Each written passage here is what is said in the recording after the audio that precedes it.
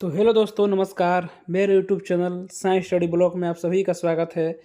तो कैसे हैं आप लोग? आशा करता हूं आप सब लोग ठीक होंगे, मस्त होंगे, अपने काम में बिल्कुल ही व्यस्त होंगे। दोस्त, इस वीडियो में देखिए हम पढ़ने वाले हैं चैप्टर नंबर 2 कृतिका भाग 2 का हिंदी पेपर 2, जो कि आपको पता है कि 100 नंबर का हिंदी पूछेगा और मेरिट बनेगा पेपर 2 और पेपर 3 को मिलाकर। तो आप लोग हिंदी नहीं पढ़ रहे होंगे तो बहुत ही घाटा में जाइएगा, भैंसिया गई पानी में, समझ में आ जाएगा उस समय। ठीक है, भोजपुरी भी बोलता हूँ थोड़ा थोड़ा, तो समझ लीजिएगा। बाकी मैं तो कहूँगा कि पढ़ लीजिए भाई, बहुत फ़ायदा करेगा। और इस चैप्टर जो पढ़ाने वाला हूँ, इस चैप्टर से आपको 7 या 8 क्वेश्चन देखने को मिलेंगे। ठीक है, और इम्पोर्टेंट क्वेश्चन मैं बता दे रहा हूँ।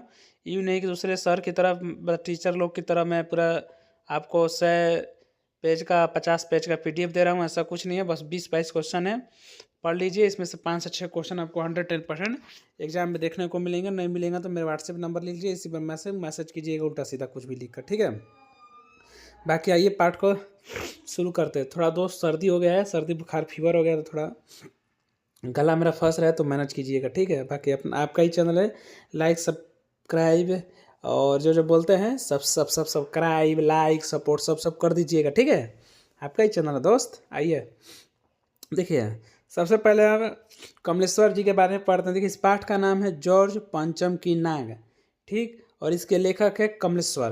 तो कमलेश्वर जी का जन्म, एक सेकेंड, थोड़ा सा, जन्म 1932 में मैनपुरी उत्तर प्रदेश में हुआ था। भाई दोस्त, मैनपुरी यूपी में पड़ता है, मैनपुर जिला है, मैनपुरी एक जिला है उत्तर प्रदेश में। उत्तर प्रदेश के मैनपुरी जिला में 1972 में किसका जन्म हुआ? कमलेश्वर का। ठीक, इलाहाबाद विश्वविद्यालय से उन्होंने MA किया। क्वेश्चन आपको पूछेगा कि कमलेश्वर ने किस विश्वविद्यालय से MA की डिग्री हासिल की या पास की, परीक्षा उत्तीर्ण पास की? तो किस विश्वविद्यालय से? तो इलाहाबाद विश्वविद्यालय से। ठीक, फिर दूरदर्शन के अतिरिक्त महानिदेशक के पद पर कार्य करने वाले कमलेश्वर ने कई पत्र पत्रिकाओं का संपादन भी किया, जिनमें सारिका, दैनिक जागरण। देखिए, दैनिक जागरण हम लोग अखबार पढ़ते हैं, इन्हीं का देन है। दैनिक जागरण, दैनिक भास्कर प्रमुख है। साहित्य अकादमी दूरदर्शन पुरस्कार से पुरस्कार कमलेश्वर को भारत सरकार ने पद्म भूषण, किससे? तो भारत सरकार ने इनको पद्म भूषण से सम्मानित किया है। 27 जनवरी 2007 को दिल का दौरा पड़ने से कमलेश्वर की मृत्यु हो गई। तो क्वेश्चन आपको पूछ सकता है, यहाँ पर बहुत तरह का क्वेश्चन बन गया। उनका जन्म कब हुआ? तो 1972 में। उनकी मृत्यु कब हुई? तो 27 जनवरी 2007 को। कहाँ के रहने वाले थे? तो उत्तर प्रदेश मैनपुरी जिला के रहने वाले थे। किस विश्वविद्यालय से MA की परीक्षा पास की? तो इलाहाबाद विश्वविद्यालय से। भारत सरकार ने उनको किस क्षेत्र में सम्मानित किया है? तो पद्म भूषण से सम्मानित किया है, दूरदर्शन के क्षेत्र में।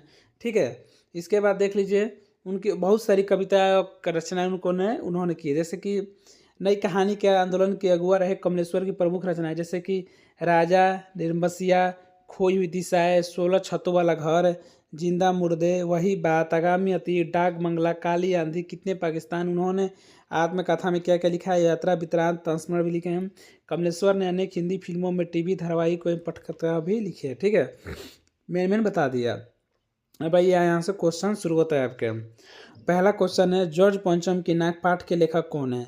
दोस्त, जॉर्ज पंचम की नाग के पाठ के लेखक कौन है? Kamleshwar is the right answer.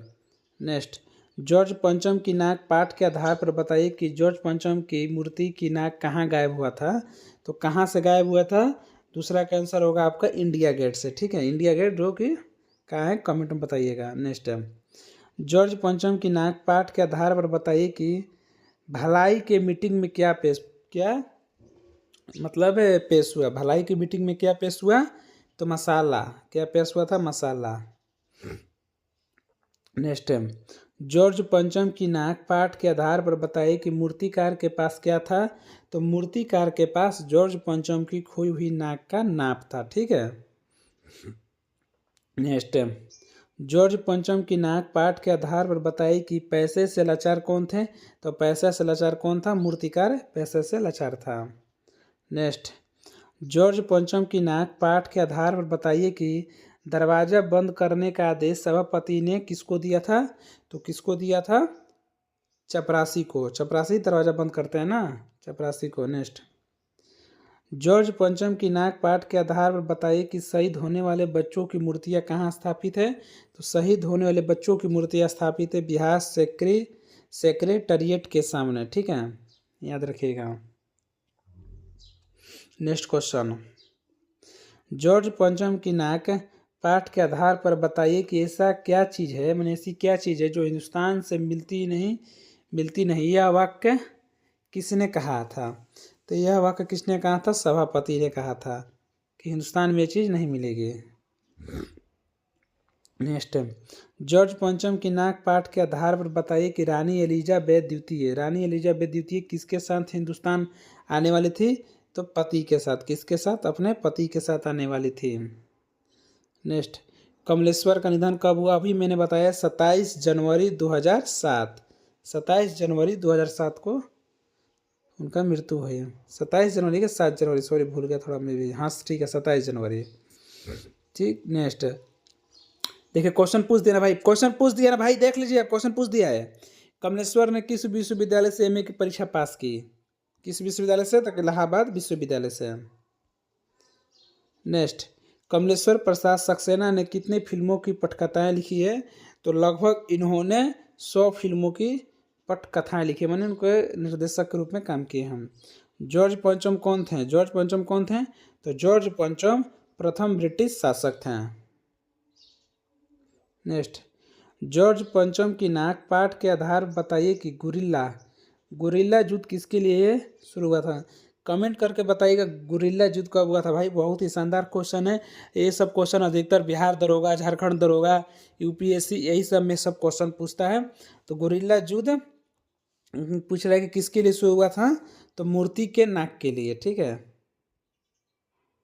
Next, George पंचम की नाक पाठ के आधार पर बताइए कि सरकारी तंत्र में कौन सी मानसिकता को दर्शाता है। सरकारी तंत्र तो अयोग्यता को, मूर्खता को, चाटुरिकता को, उपरोक्त सभी को दर्शाता है। नेक्स्ट क्वेश्चन, जॉर्ज पंचम की नाक पाठ के आधार पर बताइए कि दिल्ली शहर की सफाई क्यों की गई थी। क्योंकि रानी एलिजाबेथ के स्वागत के लिए। ठीक है दोस्त, देखिए 16, 17, 20 क्वेश्चन लगभग मैंने बता दिए। और आपका 5 से 6 क्वेश्चन 110% पूछेगा। 5 से 6 क्वेश्चन नहीं पूछा तो मेरा व्हाट्सएप नंबर लिख लीजिए, इस नंबर पर मुझे मैसेज कीजिएगा 9507540996 मेरा व्हाट्सएप नंबर है। ठीक है, अगर नहीं एग्जाम में पूछेगा तो इस नंबर मैसेज करके आप समझ रहे हैं जो अपना सब कर दीजिएगा। ठीक है, मिलेंगे नेक्स्ट वीडियो में, तब तक के लिए सभी को जय हिंद। लेकिन लाइक सब्सक्राइब करना दोस्त मत भूलिएगा, बहुत मेहनत करता हूँ, ये आपका ही चैनल है। ठीक है।